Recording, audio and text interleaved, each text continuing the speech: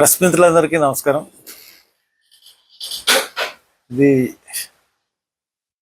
Video సమావేశం ఈ video clip పంపిస్తా ఉన్నాను. ముఖ్యంగా ప్రవీణ్ పగడాల విషయంలో మనం చూసుకున్నట్లయితే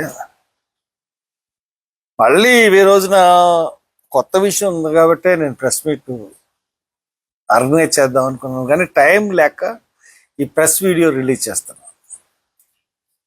ఏంటంటే ప్రవీణ్ పగడాల విషయంలో మనం మొదటి నుంచి కూడా గవర్నమెంట్ వ్యవహరించిన విధానం సరిగ్గా లేకపోవడం వల్లే గవర్నమెంట్నే అనుమానించాల్సిన పరిస్థితులు అన్నవి మనకి కనపడుతూ ఉన్నాయి. అంటే ఫ్రమ్ ది బిగినింగ్ చూసుకుంటే ఆయన బాడీ దొరికిన తర్వాత పోస్ట్ మార్టం లేట్ అవడం, ఎఫ్ఐఆర్ చాలా లేట్గా వేయడం, దాని తర్వాత నెక్స్ట్ డే ఇక్కడ యాక్సిడెంట్ అని చెప్తుంటేనే ఆయన ఇంట్లో ఆయన అకౌంట్స్ సీజ్ చేయడం, ఆయన ఇంట్లో ఉన్నటువంటి ల్యాప్టాప్, ఐప్యాడ్ పట్టుకెళ్ళిపోవడం అనేక ఆస్కారాలకి తావిచ్చింది. తర్వాత ప్రిలిమినరీ పోస్ట్ మార్టం రిపోర్ట్ ఇవ్వలేదు, ఎంక్వెస్ట్ రిపోర్ట్ రిలీజ్ చేయలేదు, అట్లాగే ఏ రిపోర్ట్స్ కూడా రిలీజ్ చేయలేదు. ప్రైమరీగా చేయాల్సిన రిపోర్ట్స్. దాని తర్వాత ఒక 4-5 రోజులు కొన్ని వీడియోలు చాలా ఎక్కువగా అన్ని మీడియాల్లో కూడా ఆయన్ని ఒక తాగుబోతు కింద చిత్రీకరించడానికి ప్రయత్నాలు చేశారు. ప్రయత్నాలు చేసిన తర్వాత యాక్చువల్గా ఆయన బయలుదేరింది ఒక విజయవాడ కన్నవరం దగ్గర ఒక మీటింగ్లో పాల్గొన్నాను, తుంపల్లి. ఆ మీటింగ్లోనే పాల్గొనకుండా ఆయన వచ్చేసాడు. అంటే అసలు ప్రవీణ్ పగడాల బండి మీద ట్రావెల్ చేయలేదు. అంతకుముందు ఎక్కడో ఆయన్ని వాళ్ళు స్వాధీనంలోకి తీసుకున్నారు. కొత్త ప్రవీణ్ పగడాల ఒక డూప్లికేట్ బండిని ఆ బండి మీద పంపించారు. అయిన తర్వాత గన్నవరం వెళ్ళలేదు. తర్వాత రాజమండ్రిలో కాతేరు నుంచి ఆయన దిగిపోవాలి, ఆయన ఇంటికి వెళ్ళాలంటే వెళ్ళలేదు. లేకపోతే కొంతమూరు బ్రిడ్జ్ దగ్గర దిగిపోవాలి.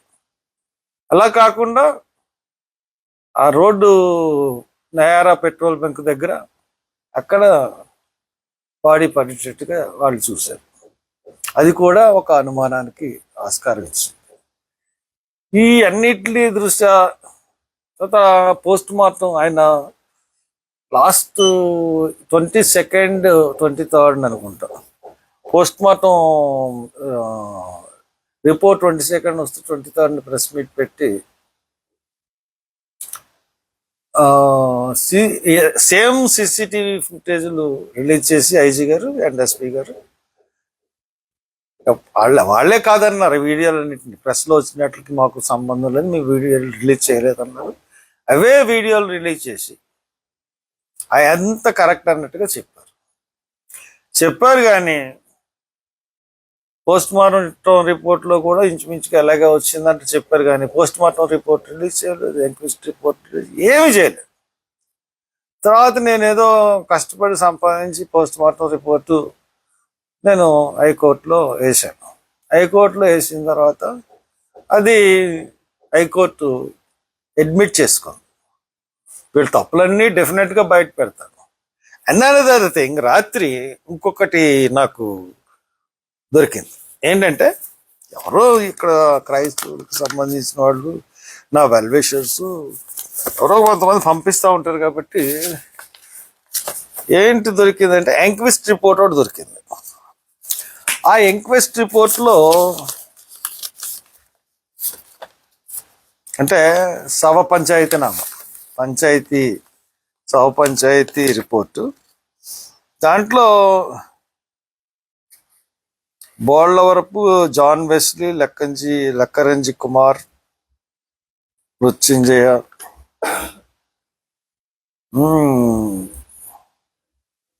కులం కాపు క్రిస్టియన్, మర్రెళ్ళపూడి సత్యసూర్యనారాయణ, విజయసారథి, బ్రాహ్మణ్ క్రిస్టియన్ 54 సంవత్సరాలు. Allu Nagalakshmi.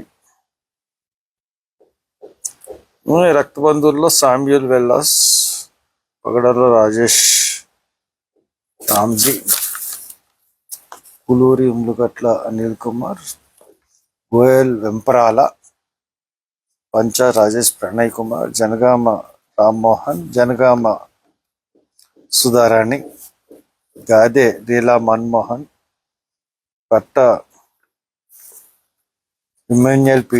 Emmanuel son of Peter. అలాగా కొంతమంది మనకి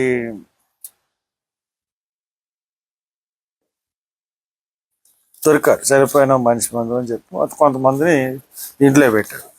ఈ శవ పంచాయతీలో రిపోర్ట్లో కొంతమందిని వీళ్ళు అనుమానితులు అన్నది శవ పంచాయతీ నామాలో దాంట్లో ఎవరున్నట్టే కరుణాకర్ సుగుణ, శివశక్తి ఆర్గనైజేషన్, లలిత్ కుమార్ హిందూ జనశక్తి, హమారా ప్రసాద్ రాష్ట్రీయ దళిత సేన, రాధా మనోహర్ దాస్ మరియు అతని అనుచరులు, తర్వాత సమీ నెల్లూరు ఇస్లాం సూడిజం మరియు ఇతరులను పెట్టారు. నాకు వీళ్ళెవరి మీద కూడా వీళ్ళు చేసి ఉంటారన్నది నాకు ప్రత్యక్షంగా వీళ్ళు చేయించి ఉంటారన్నది కూడా నేనేమి నమ్మట్లేదు. కారణం ఏంటంటే వీళ్ళకి అంత ఇటువంటి హత్య చేయించి అంత కెపాసిటీ వీళ్ళకి ఉండదు. ఈ కరుణాకర్ సుగుణ, ఈ అమర్రావు ప్రసాద్ అంత ఉండదు. వాళ్ళు కోర్స్ మాట్లాడతారు కానీ హిందూయిజానికి దానికి ఎంతగా హత్య చేయించేంత సీన్ వాళ్ళకి లేదని చెప్పేసి నేను చెప్తాను. దాని తర్వాత మనకి అటాప్సీ రిపోర్ట్ ఒకటి ప్రిలిమినరీది రిలీజ్ అయింది. ఇది 26th మార్చ్నే రిలీజ్ అయింది. అంటే 24th బాడీ దొరికింది, 24th 25th బాడీ పంపించేసాం మనం, 26th అటాప్సీ రిపోర్ట్ రిలీజ్ అయింది ప్రిలిమినరీ. ఈ అటాప్సీ రిపోర్ట్ ఇప్పుడు దాకా బయటపెట్టలేదు పోలీస్ డిపార్ట్మెంట్. ఎంత దారుణం చెప్పండి. 26వ తారీఖున మార్చి 24వ తారీఖున మార్నింగ్ బాడీని ఐడెంటిఫై చేశారు. 25వ తారీఖు సాయంత్రం 2ంటికి పోస్ట్ మార్టం అయింది. 26వ తారీఖున అటాప్సీ రిపోర్టు రిలీజ్ చేశారు. అది ఈ రోజు వరకు మన చేతికి రాలేదంటే, ఈ రోజు వరకు గవర్నమెంట్ తొక్కు పెట్టిందంటే, అంటే గవర్నమెంట్ ఎంత దారుణమైన నాటకం ఆడుతుంది ఈ హత్య విషయంలో అన్నది అందరం తెలుసుకోవాలి. ఎందుకు 26వ తారీఖున రిలీజ్ అయిన అటాప్సీ రిపోర్టు ఇప్పుడు దాకా ఎందుకు తొక్కుపెట్టింది? దీంట్లో పాల్గొన్న doctors S Krishnaraju associate professor, Rajasekhar Kennedy professor and hold HRD department, P Sujatha assistant professor department of pathology, వీళ్ళందరూ ఉన్నారు. దీంట్లో బ్లడ్ స్టైన్స్ ఉన్నాయి, లిప్స్ మీద కుట్టున్నాయి, నైల్స్ బ్లూయిష్ కలర్లో వచ్చేసినాయి. ఇలాగా అటాప్సీ రిపోర్ట్ చూడగానే బాడీని వాళ్ళు రాసుకునే రిపోర్ట్ అటాప్సీ రిపోర్ట్ అంటే. దీంట్లో ఇంజరీస్ ఏదైతే పోస్ట్ మార్టం రిపోర్ట్లో ఇంజరీస్ మనకి అంటే ఫైనల్ ఎస్ఎఫ్ఎల్ రిపోర్ట్ నేను ఇంతకుముందు బయట పెట్టాను, అది కూడా గవర్నమెంట్ పెట్టలేదు, అది ఫారెన్సిక్ సైన్స్ ల్యాబొరేటరీ రిపోర్ట్లో ఏదైతే పెట్టారో అలాగే ఇక్కడ కూడా 18 ఇంజరీస్ ఉన్నాయి. All the above mentions injuries are ante-mortem in nature. Injuries number 1 to 70 are blunt force injuries. Injury number 18 is an antemortem thermal injury. తర్వాత అన్నిటికన్నా దారుణమైన విషయం ఏంటంటే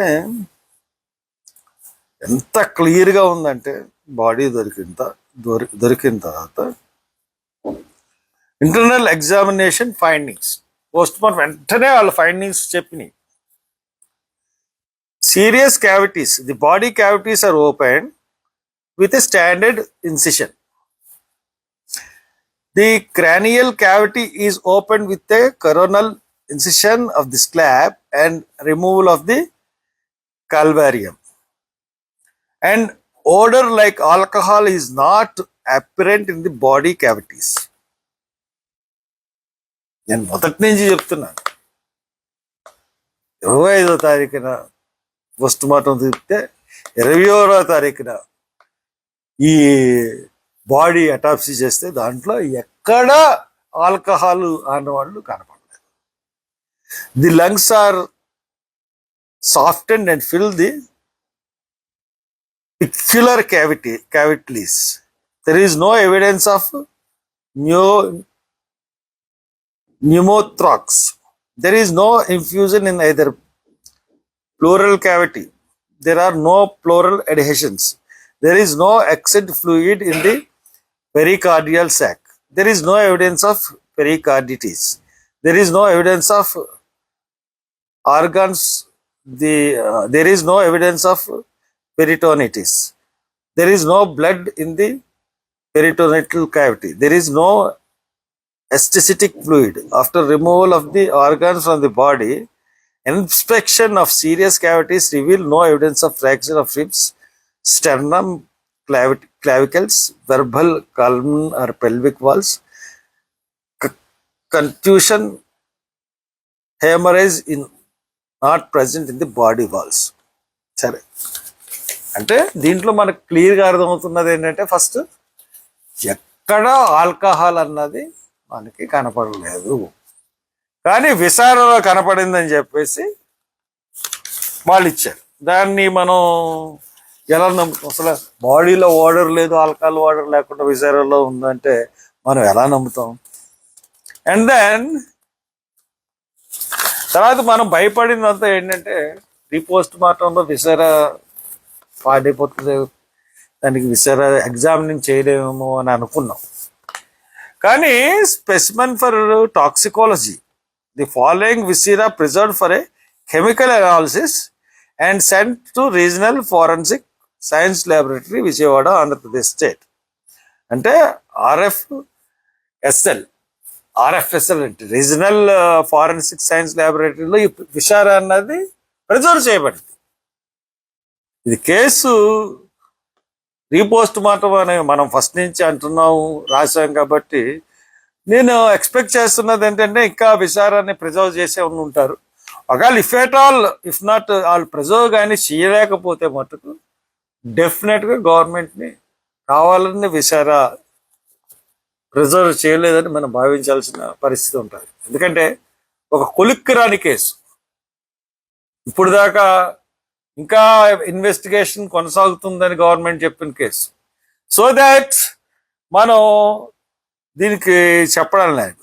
ఏమేమి ప్రిజర్వ్ చేశారంటే, stomach and small intestine with its contents, direct position, liver 500 grams and half each kidney to detect poison, spleen tissues to detect poison or alcohol.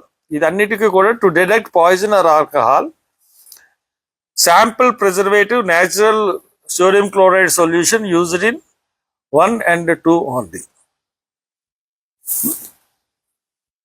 Autopsy రిపోర్ట్లో alcohol తాగలేదన్నది 26నే వాళ్ళు చెప్తే, ఇప్పుడు దాకా గవర్నమెంట్ దాన్ని బయట పెట్టలేదంటే, నేనేదో ఎవరో నాకు వెల్ విషర్స్ డిపార్ట్మెంట్ వాళ్ళే పంపిస్తే నేను వేళ బయట పెడుతున్నానంటే, గవర్నమెంట్ని ఎంత సస్పీషియస్గా చూడాల్సిన అవసరం అన్నది ఎంత ఉందో అన్నది మనకు కనపడుతుంది. చాలా హై ప్రొఫైల్ మర్డర్. దాంట్లో ఉన్న పెద్దోళ్ళు చేయించిన మర్డర్. కాబట్టే ఇంత తాత్సరం చేస్తున్నారు కేసుని. కాబట్టి ఇమీడియట్గా నేను మన ప్రజల్ని, సెక్యులర్ వాదుల్ని, ఇది హత్య నమ్మిన వాళ్ళందరినీ 24వ తారీఖు 5 వచ్చేసేయండి అందరూ. 6 మీటింగ్ స్టార్ట్ అవుతుంది. ఖచ్చితంగా రండి ప్రతి ఒక్కళ్ళు. ఇది హత్య నమ్ముతున్న ప్రతి ఒక్క కుటుంబం రండి. చర్చ్ సోళ్ళు, సంఘాలు అన్ని కూడా ఎవరికాళ్ళు బస్సులు వేసుకోండి. ఇది అందరి బాధ్యత. ఒక సత్యమైన ఒక ప్రభుత్వం చేసిన హత్యని మనం వెలుగు తీయబోతున్నాం. ప్రభుత్వానికి వ్యతిరేకంగా పోరాడి, అది గుర్తుపెట్టుకోండి. కాబట్టి ఖచ్చితంగా మనం దీంట్లో సక్సెస్ అవుతాం. హత్యని ప్రూవ్ చేయబడుతుంది. ఇది గవర్నమెంట్ ఎన్ని ఆటంకాలు చేసినా నేను గవర్నమెంట్ మీద పోరాటం చేస్తున్నాను. నేను ఒకటి పట్టుకున్నానంటే డెఫినెట్గా లాస్ట్ వరకు నేను వెళ్తాను. అది నా స్వభావం. నా దాంట్లో నాకు ఎన్ని ఒడిదుడుకులు వచ్చినా, లేకపోతే నన్ను జైలుకి పంపించినా నేను కంటిన్యూస్ ఫైటింగ్ చేస్తూనే ఉంటాను. కాబట్టి నన్ను బలపరచండి. నాకు వెస్టెడ్ ఇంట్రెస్ట్స్ ఏమీ లేవు. డెఫినెట్గా ఈ హత్యా కోణాన్ని మనం బయటపెట్టాలి.